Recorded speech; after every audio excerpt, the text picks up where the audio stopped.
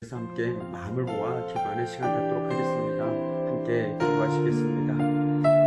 참으로 고마우신 아버지 하나님, 지난 현재 삶 속에서 하나님께서는 저희들과 함께 해주셨습니다.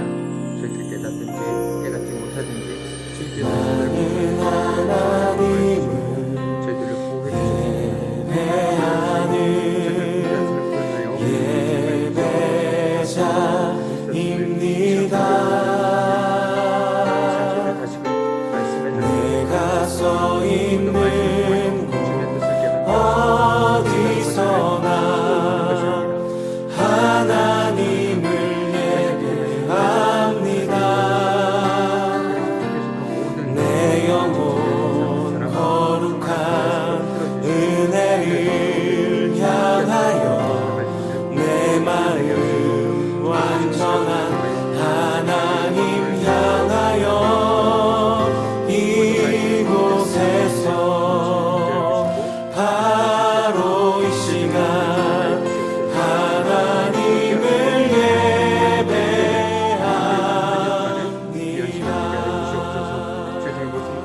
주시옵소서.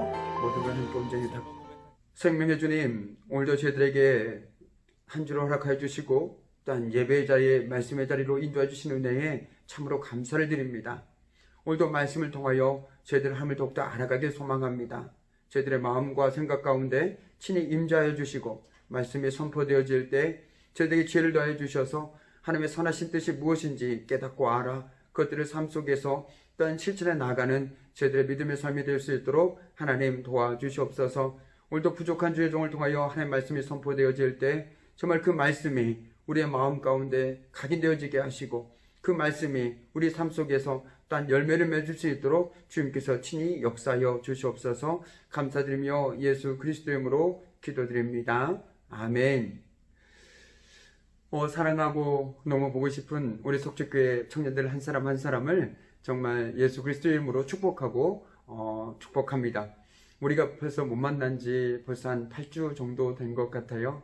그러나 우리가 늘 함께 나누었고 고민했던 것처럼 지금은 전 세계적으로 코로나19라는 정말 지금까지 겪어보지 못했던 그런 상황 속에서 정말 우리가 믿음의 사람으로서 사회적 거리두기에 동참해야 할 필요성을 느꼈기에 우리가 만남을 자제하고 이렇게 오늘도 온라인으로 이렇게 함께 모여 예배를 드립니다. 비록 우리가 얼굴을 마주대하지 못하지만 이렇게 함께 모여 예배드리는 이 시간 가운데 성령 하나님께 친히 함께 하시고 우리의 마음을 어루만져 주시며 말씀을 통해서 우리가 나아갈 길을 또한 분명히 깨닫게 해주실 거라고 믿습니다. 너무너무 보고 싶지만 그 마음은 잠시 이 마음 속에 더 간직해 두고요. 오늘도 말씀을 통해서 우리가 하나님의 은혜 가운데 함께 나가길 간절히 소망해 봅니다. 네, 특별히 오늘은 사도행전 1장 6절에서 11절까지의 말씀을 중심으로 해서 현재를 살다라는 제목으로 함께 하나님 말씀을 나누어 보도록 하겠습니다. 일제강점기에 최권능 목사님이라는 분이 계셨습니다. 본명은 최봉석이었습니다. 그분에 관한 유명한 일화가 있습니다. 최권능 목사님께서는 신사참배를 반대한다는 이유로 옥고를 치르게 되었습니다. 그 옥고를 치르던 중에 하루는 형사가 몽둥이로 최 목사님을 때리니까 최 목사님은 매를 맞을 때마다 예수 천당, 예수 천당이라고 소리를 질렀습니다. 저는 작게 얘기했겠지만 얼마나 크게 부르짖었겠습니까? 예수 천당 이렇게 하지 않았을까요? 형사가 매를 멈추고 왜 이렇게 시끄럽게 하냐고 물으니까 최권능 목사님께서 이렇게 대답을 하셨습니다. 내 몸에 예수가 꽉 차 있어서 나를 때리면 내 몸에서 예수가 나옵니다. 실로 이 목사님은 예수로 충만한 사람이었습니다. 예수님의 마음으로 예수님의 생각으로 가득 차신 분이었습니다.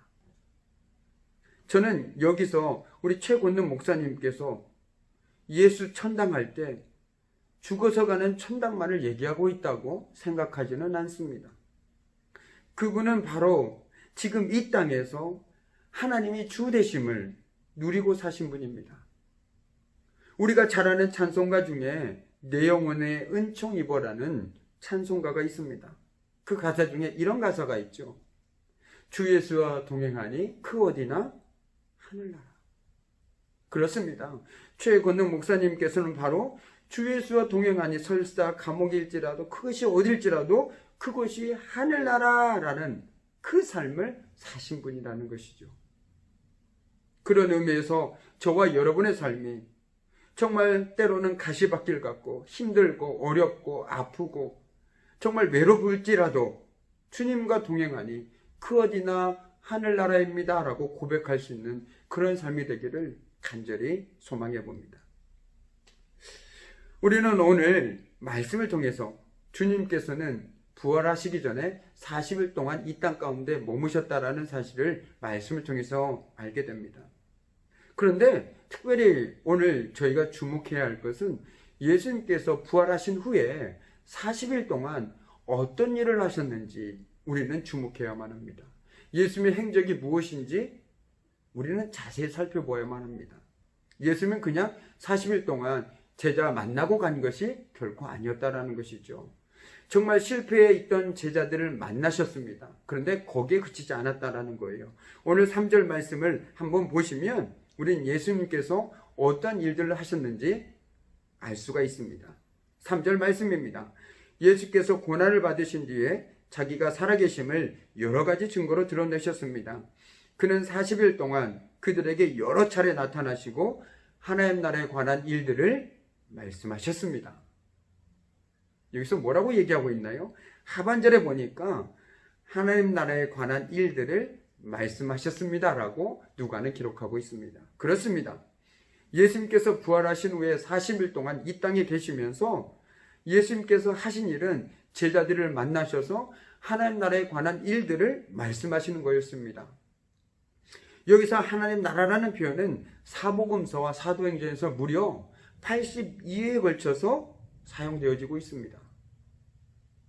여기서 우리는 부활하신 예수님께서 40일간 제자들에게 가르치신 주제가 바로 하나님 나라라는 것을 알게 됩니다.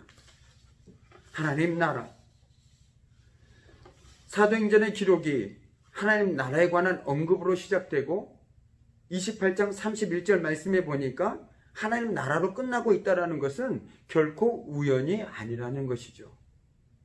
그러니까 사도행전은 하나님 나라로 시작해서 하나님 나라로 끝이 나는 것입니다. 이는 곧 사도행전의 전개 방향이 진행될 방향이 하나님 나라의 복음의 확장이라는 사실을 강력하게 시사해주고 있는 장면입니다. 즉 누가는 누가복음을 하나님 나라의 시작이라는 측면에서 기록했습니다. 반면에 사도행전은 하나님 나라의 확장이라는 측면에서 기록하고 있습니다. 하나님 나라의 시작과 하나님 나라의 확장. 따라서 예수님께서 부활하신 후 40일간 이 땅에서 머무시면서 구체적으로 여러 가지 종류의 일을 하셨을 것입니다. 성경에 기록하고 있지 않기 때문에 우리가 일일이 자세하게 어떤 일을 하셨다라고 알 수는 없지만, 그러나 이 모든 일들이 하나님 나라와 관련을 가지므로 누가는 하나님 나라의 일들이란 함축적인 표현을 기록하고 있는 것입니다.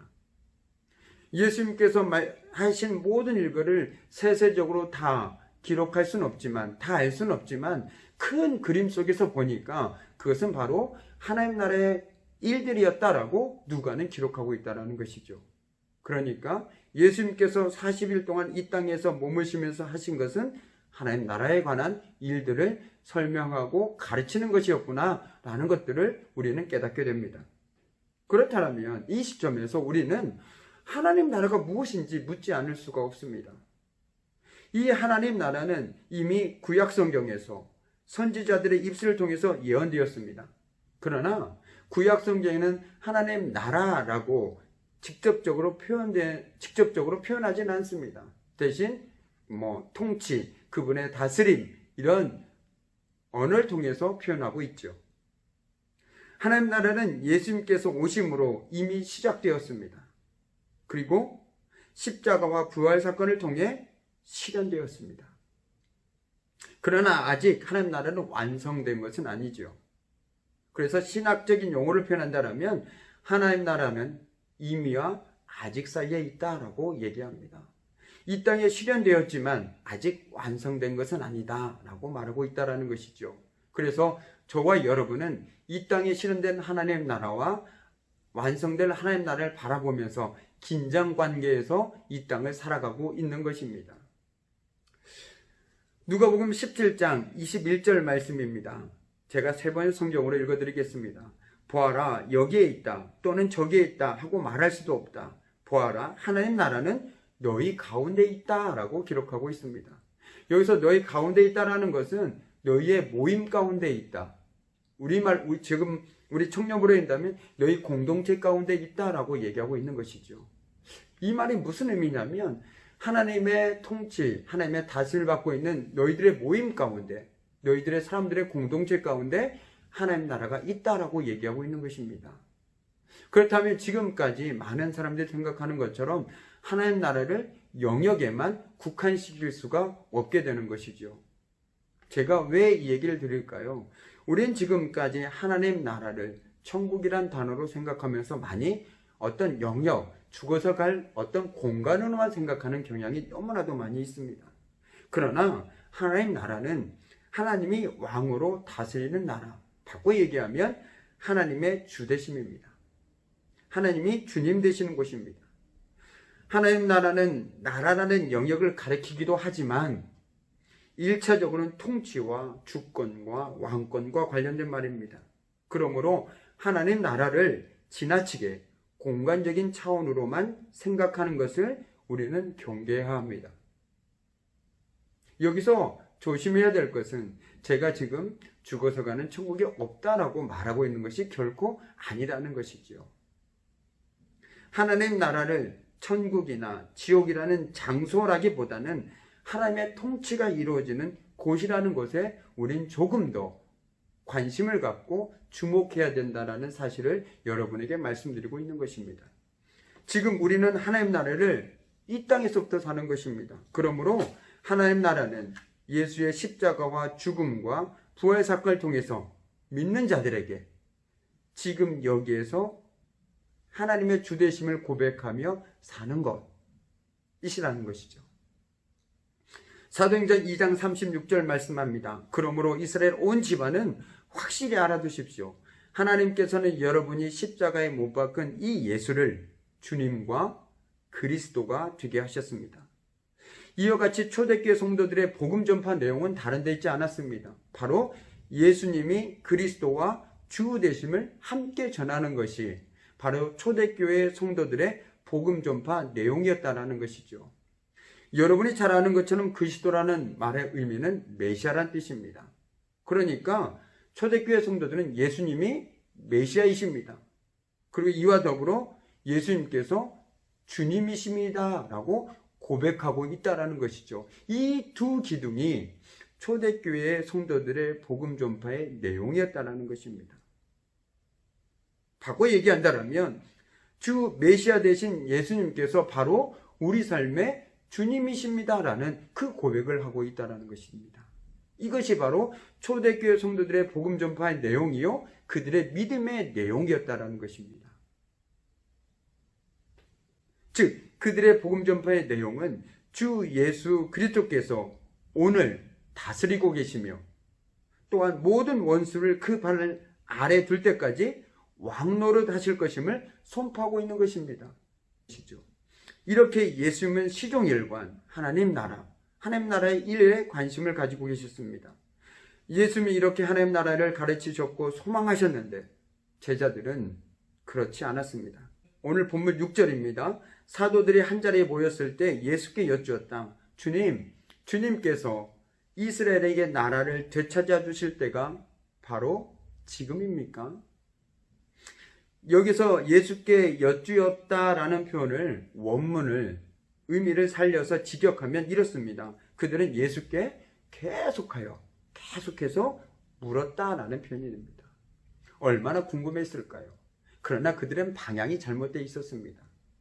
즉 이는 당시의 제자들이 예수님의 말씀을 정치적 메시아 왕국의 도래가 임박하였음을 예언하는 것으로 잘못 이해했다라는 것이죠. 쉽게 얘기한다면 예수님께서 말씀하신 우리가 로마로부터 정치적으로 독립할 때가 언제입니까? 라고 제자들은 이해하고 지금 묻고 있는 것입니다. 그리고 또한 그 결과 예수님께서 말씀하신 성령 세례를 베푸시는 시점이 바로 자신들이 그렇게 바라고 바라던 로마의 정치적 속박으로부터의 자기의 민족이 회복되는 때로 그들은 생각하고 있었고, 그 결과 언제냐고 묻고 있는 것입니다. 유대인들이 일반적으로 고대하던 정치적 메시아로만 그들은 생각하고 있었습니다. 그러나 주님은 제자들의 질문에 이렇게 대답하시죠. 너희의 알 바가 아니다. 너희의 알 바가 아니다. 특히 이 말 속의 원문은 너희가 해야 할 바는 따로 있다라는 뉘앙스를 전달하고 있습니다. 너희가 해야 할 바는 따로 있다. 너희들이 그 질문을 해야 될 것이 아니라 지금 너희들이 해야 할 것은 따로 있다라고 말씀하고 있는 것이죠. 제자들의 질문에 대해 그렇다, 아니다 라고 대답하지 않으셨습니다. 그 대신 오늘 말씀과 같이 대답하신 이유가 있다라는 것이죠. 바로 중요한 것은 종말의 때가 언제인가가 아니라 종말의 때를 어떻게 준비하느냐, 그것임을 보여주시기 위해서였습니다. 그렇습니다. 종말의 때가 언제인가를 결정한 것은 오직 하나님께 속한 것이죠. 그러나 그때를 준비하는 방법은 너무나도 명확합니다. 우리는 그때를 알 수는 없지만 그때를 어떻게 살아야 할지는 우리 너무나 잘 알고 있지 않습니까? 그런 의미에서 우리는 아까 제가 앞서 말씀드린 것처럼 예수님께서 이 땅에 오심으로 하나님 나라가 실현됐고 아직 완성되진 않았다. 그렇기 때문에 우리는 어느 때를 살고 있습니까? 많은 사람들이 얘기하는 것처럼 우리는 종말의 때를 살고 있습니다.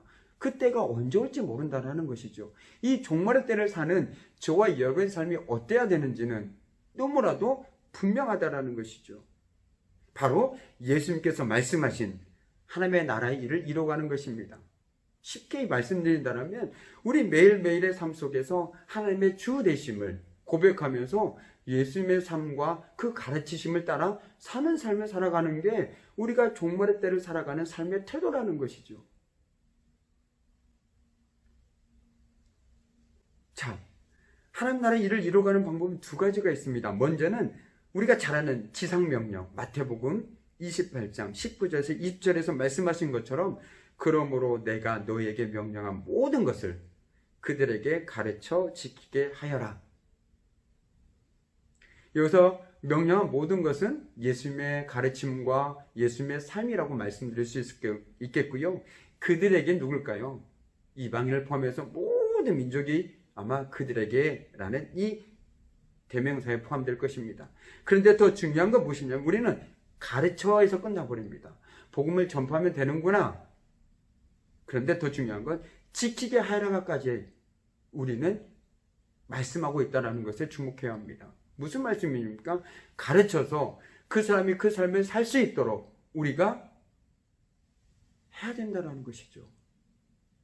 그런 의미에서 사도 바울이 나를 본받는 자가 되라 라고 말씀하고 있다는 것은 우리가 결코 간과해서는 안 됩니다. 사도 바울은 복음을 증거하는 사람이었죠. 근데 그가 서신서에서 끊임없이 얘기하고 있는 것이 무엇입니까? 나를 본받는 자가 되라. 내가 주님을 본받는 자가 된 것처럼 너희도 나를 본받는 자가 되라. 이 말씀인 거죠.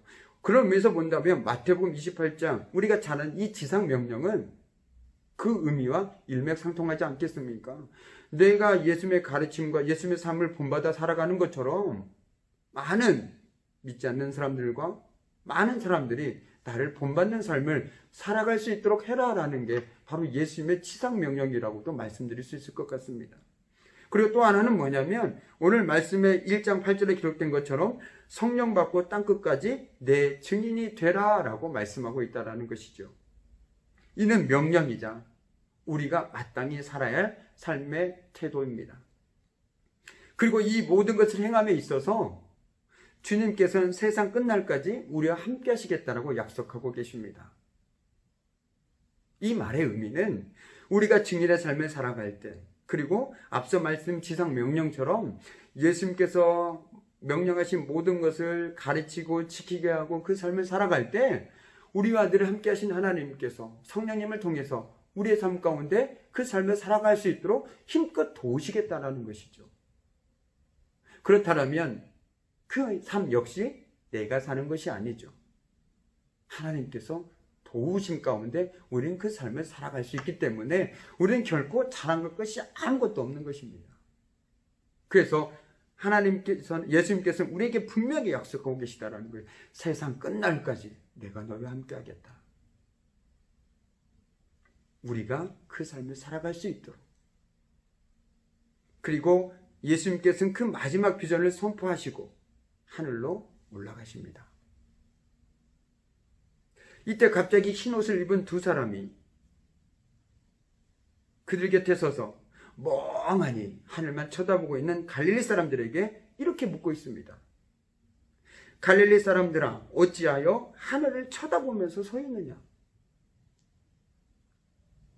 어째서 그렇게 멍하니 하늘만 쳐다보고 있느냐? 이 질문이 오늘 말씀의 핵심입니다.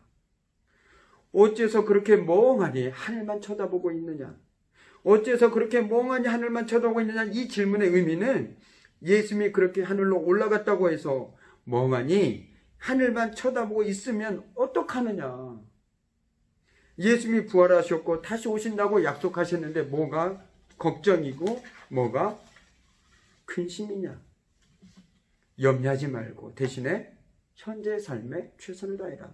지금 순간순간의 삶에 믿음의 삶을 누려라.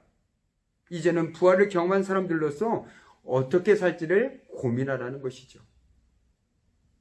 지금 여기에서 우리의 삶의 자세를 묻고 있는 말입니다. 하늘만 쳐다보지 말고 예수님이 하신 말씀을 기억하고 그분의 삶을 기억하고 그 삶을 우리의 삶으로 재현하라는 것입니다.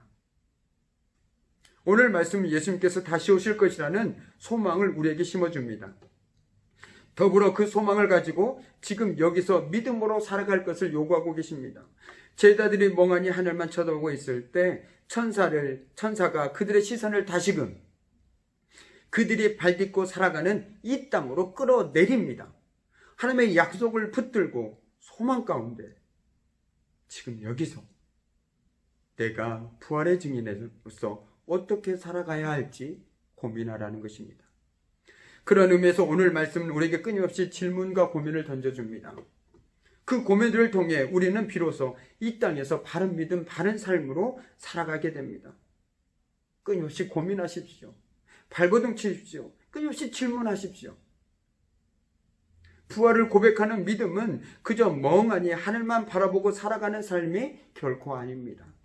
오히려 각자의 삶의 현장에서 주님의 손과 발이 되어 살아갑니다. 지난주의 말씀에서처럼 각자의 등불을 켜고 살아가는 사람이 바로 부활을 진심으로 믿는 사람들이요. 또한 부활을 믿는 사람들의 삶입니다. 이제 말씀을 마무리 짓도록 하겠습니다. 예수님의 삶과 가르침은 끊임없이 하나님 나라를 향하고 있었습니다. 십자가 부활 사건을 통하여 이 땅에 실현된 하나님 나라는 지금 여기에서 우리가 하나님이 주 되심을 고백하며 그분을 신뢰하며 살아가는 것입니다. 오늘 말씀에 멍하니 하늘만 바라보고 있는 이들에게 천사를 통해 깨우치셨던 것처럼 우리들에게도 분명하게 말씀하고 있습니다. 언제까지 멍하니 하늘만 쳐다보면서 서 있느냐? 이 말씀은 우리를 다시금 현실의 세계로 인도합니다. 정말 힘들고 고달프고 외롭고 처절한 내 삶 속에 다시금 우리를 끌어들입니다. 하지만 우리에게 그 삶 속에서 정신 바짝 차리고 이제 주님의 삶을 너의 삶에서 재현하라 요구하고 계십니다. 이것이 바로 우리가 잘 아는 지상명령, 즉 내가 너에게 명령한 모든 것을 그들에게 가르쳐 지키게 하여라 라는 의미일 것입니다. 현재 삶에 최선을 다해라. 지금 순간순간의 삶에 믿음의 삶을 누려라. 이제는 부활을 경험한 사람들로서 어떻게 살지를 고민하라. 지금 여기에서 우리의 삶의 자세를 묻고 있습니다. 하늘만 쳐다보지 말고 예수님이 하신 말씀을 기억하고 실천하는 것. 이 삶을 살기 위해서는 저와 여러분에게 무엇보다도 영성이 필요합니다. 그냥 살아야지 이런다고 해서 되는 것이 결코 아니라는 것이죠. 우리에게는 말씀의 영성과 쉼의 영성이 필요합니다. 말씀을 통하여 하나님을 알아가고 삶에서의 쉼을 통해 그분을 만나고 의식하며 살아가는 것이죠. 우리가 지금 이 순간에 제가 몇 주 전에 말씀한 것처럼 말씀의 골방에 들어가 말씀을 통하여 하나님을 더 깊이 만나고 경험하고 깨닫고 알아가야 됩니다. 이와 더불어 일상에서 하나님 앞에 머무는 10분을 가짐으로써 의식적으로 내 마음과 생각을 주님께 향하게 만드는 것입니다. 분주한 일상에서 침묵으로 하나님 앞에 나아감으로 나를 비우고 하나님을 채우는 시간입니다. 내 삶에서 나의 자리가 비워지고 하나님의 자리가 넘칠수록 우리의 삶은 자연스럽게 세상의 부활의 주님을 드러나게 될 것입니다. 여러분에게 끝으로 권면합니다. 말씀의 골방으로 들어가십시오. 말씀의 골방에 들어가 말씀을 가지고 몸부림치십시오. 말씀을 통해 하나님을 더 알아가십시오. 그리고 세상 속에 나왔을 때 다시금 침묵의 10분, 정말 하나님 앞에서 침묵하는 10분을 통하여 그 하나님을 깊이 경험하십시오. 이것들을 통하여 정말 부활하신 주님, 나에게 끊임없이 함께 하시며 나에게 증인의 삶을 요구하시는 그 주님을 내 삶의 주님으로 모시고 살아가십시오. 하나님께서 허락하신 삶의 한 주 동안 정말 하나님의 주되심을 고백하며 말씀 앞에서 또는 하나님 앞에 모으는 10분의 어떤 그 쉼의 영성을 통해서 하나님 나를 더 깊이 누릴 수 있기를 소망합니다. 하나님의 주되심을 고백하고 그분을 신뢰하며 살아갈 수 있기를 소망합니다. 그렇게 할 때 길을 잃고 헤매는 또 다른 누군가에게 우리는 작은 등불을 비추는 삶을 살아갈 수 있지 않겠습니까? 기도하시겠습니다. 참으로 고마우신 아버지 하나님, 오늘 멍하니 하늘만 바라보던 제자들에게 주님께서는 천사들을 통하여 언제까지 너희들이 하늘만 바라보고 있을 것이냐라고 물으셨습니다. 저희들이 역시 세상을 살아가면서 하늘만 바라보는 것이 아니라 오히려 주님을 바라보며 살아가는 저희들의 믿음의 삶이 되게 하여 주시옵소서. 현재의 삶에 정말 믿음의 순간순간 믿음의 삶을 누릴 수 있도록 주님 도와주시고 끊임없이 말씀 안에서 또한 쉼의 영성을 통하여 하나님을 또 의식하고 살아가는 우리 귀한 청년들이 될 수 있도록 하나님 도와주시옵소서. 감사드리며 예수 그리스도 이름으로 기도드립니다. 아멘.